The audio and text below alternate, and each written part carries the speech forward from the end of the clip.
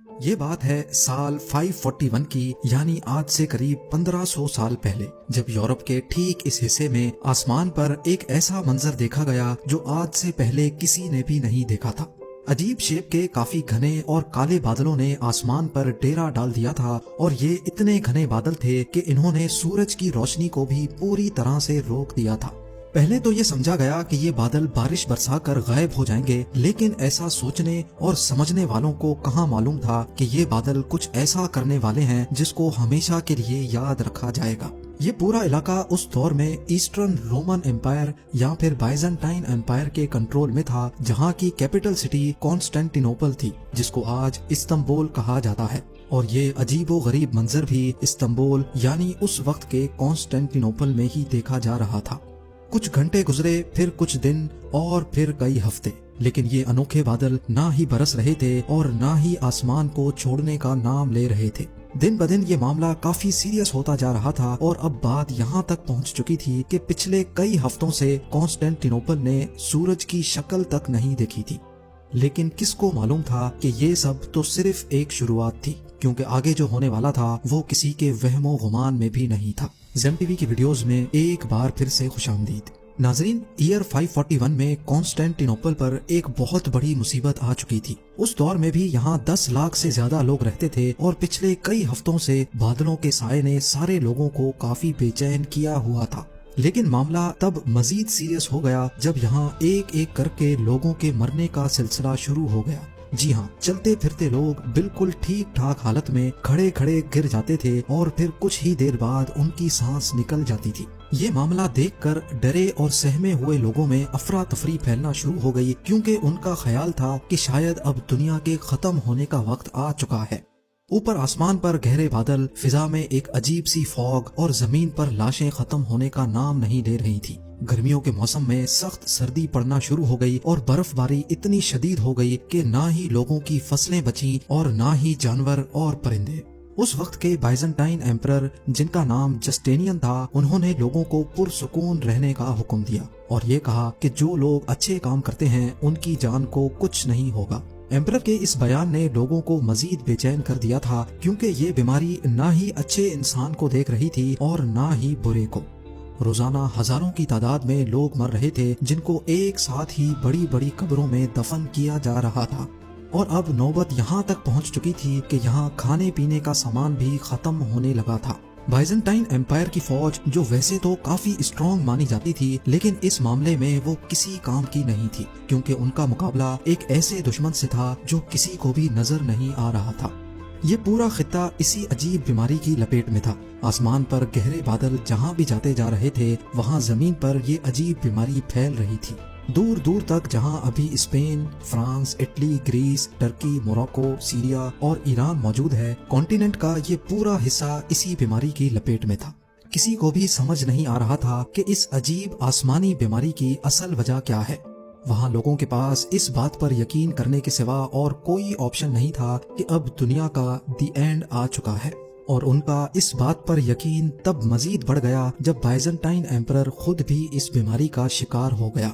یہ بیماری ہسٹری کا سب سے پہلا ریکارڈڈ پینڈیمک تھا، جو آج پلیگ آف جسٹینین کے نام سے جانا جاتا ہے۔ پورے 2 سالوں تک چلنے والی انوکھی آسمانی بیماری نے اس پورے کانٹیننٹ کا نظام دھرم بھرم کر دیا تھا، یہاں تک کہ کچھ علاقے تو ایسے بھی تھے جہاں پورے 2 سالوں تک سورج ہی نہیں نکلا تھا۔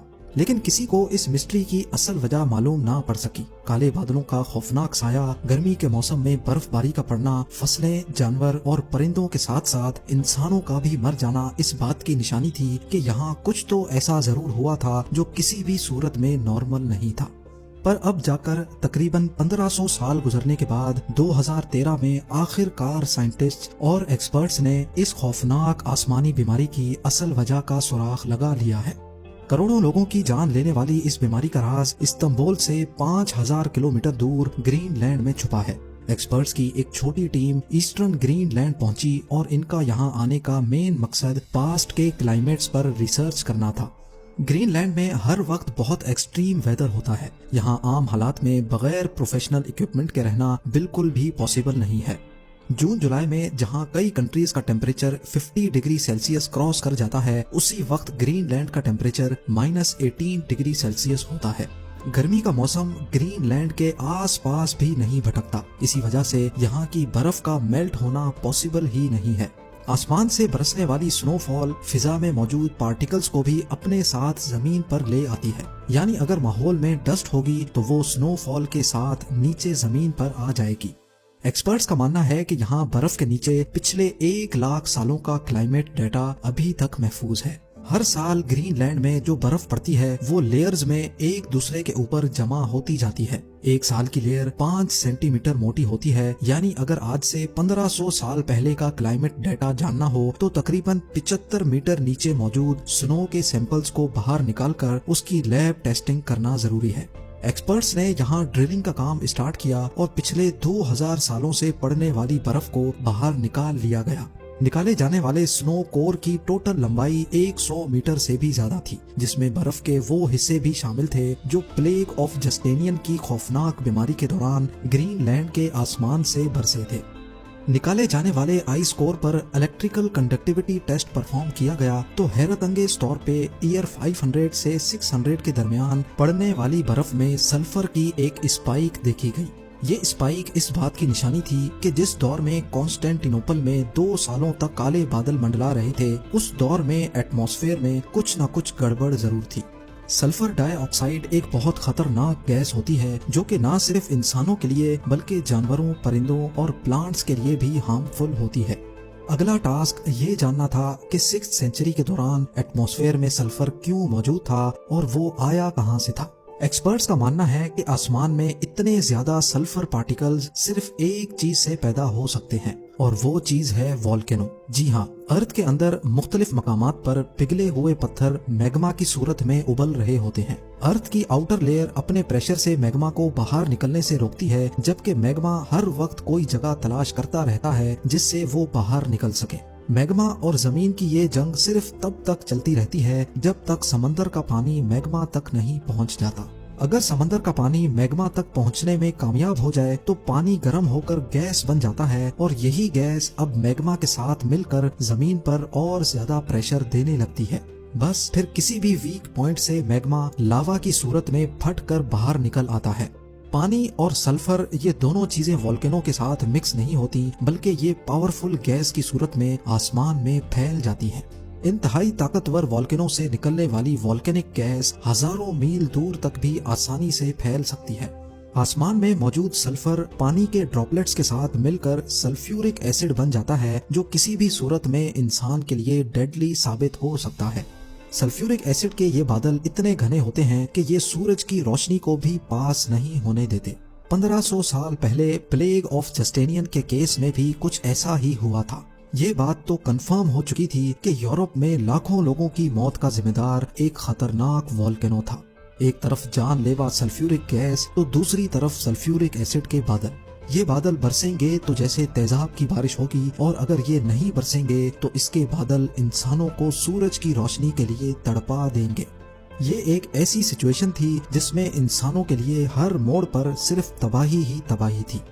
जिस वोल्केनो के फटने से ये सारी तबाही हुई थी, वो वोल्केनो कौन सा था ये जानना अभी भी बाकी था। कई सालों के बाद एक्सपर्ट्स इस नतीजे तक पहुंचे कि कॉन्स्टेंटिनोपल से 11,700 किलोमीटर दूर समंदर के उस पार ठीक इस मुकाम पर एल सैल्वाडोर में वाक़े इलोपोंगो लेक है। जब कॉन्स्टेंटिनोपल में प्लेग ऑफ जस्टेनियन आया था, उसी दौर में इस लेक के अंदर से एक खौफनाक वोल्केनो फटा था और उसकी जीती जागती मिसाल ये पहाड़ है। ये पहाड़ जो दिखने में तो बिल्कुल नॉर्मल लग रहा है, लेकिन ये असल में वोल्केनिक ऐश का पहाड़ है जो इसी लेक के अंदर 1500 साल पहले फटने वाले वोल्केनो के नतीजे में बना था। नाजरीन, इस वक्त दुनिया में करोड़ों लोग वोल्केनोज के साए तले रहते हैं। ये वोल्केनोज किस वक्त फटेंगे इसका जवाब साइंस के पास नहीं है। हमें सिर्फ ये मालूम पड़ चुका है कि जो वोल्केनोज इंसानी आबादी से हजारों किलोमीटर दूर भी हैं, वो भी हमें नुकसान पहुंचा सकते हैं। दुनिया भर के वोल्केनोलॉजिस्ट, क्लाइमेट रिसर्चर्स और जियोलॉजिस्ट पास्ट में फटने वाले वोल्केनोज और उनके नतीजे में होने वाले नुकसान पर अभी तक रिसर्च कर रहे हैं ताकि इंसानों को इन स्लीपिंग जायंट्स की तबाही से बचाया जा सके। उम्मीद है जेम टीवी की ये वीडियो भी आप लोग भरपूर लाइक और शेयर करेंगे। आप लोगों के प्यार भरे कमेंट्स का बेहद शुक्रिया। मिलते हैं अगली शानदार वीडियो में।